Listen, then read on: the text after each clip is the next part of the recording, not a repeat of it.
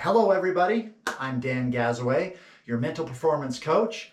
Today I'm going to talk about something that's very important to me, and that's waking up with purpose, with the intent to improve your life and the lives around you. Now this is one of the most important principles because most everybody walks through life or wakes up without intent, without purpose, and they just wander through life. 5 years goes by and they haven't done much, which is unfortunate. We don't want you to do that.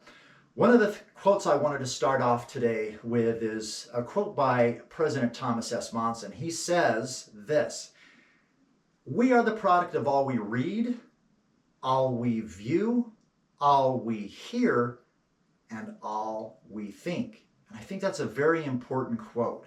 We are that final product of all of those things. So it's really important that we wake up and we attach a purpose to everything that we do.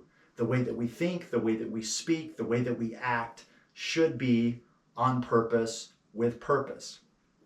I also want to talk about a story. At the end of every pitching lesson, I do this at the end of every first pitching lesson I talk about because it's so important. I talk to my pitchers about throwing with a purpose. The first lesson I talk about maybe a handful of things that they need to do mechanically to make sure that they're not arm-focused pitchers, to make sure that they're throwing with their entire body. And one of those things could be working with their arms, looking at the equal and opposite, rotating their hips, okay, making sure that all of their momentum is going straight towards home plate. And I give them an example of what throwing with a purpose is, because if you don't, you're going to create other bad habits. So maybe the first 15 throws that they throw when they're playing catch with a friend or their parents, they throw with intent. Like the first 15, they might work on the hip rotation. The next 15 throws, they're focused on the equal and opposite. The next 15, they're throwing with their hips, with their foot planted on the ground until they release the ball. Whatever they're doing, they're going with a bullpen. They're going to the bullpen with purpose, with their pitching journal, and they're writing down their progress. That's real intent. They might work on their outside curveball that day. But instead of going to the bullpen just to go to the bullpen to maybe throw strikes and see how it happens, they're intentional about their efforts.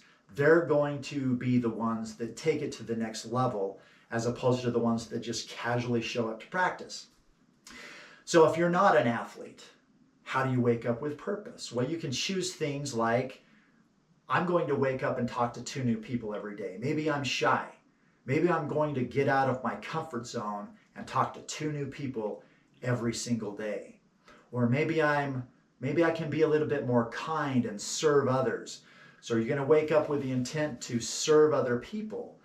And what happens when you wake up with purpose like that is your brain starts scanning around for all of these opportunities that will help you be more kind.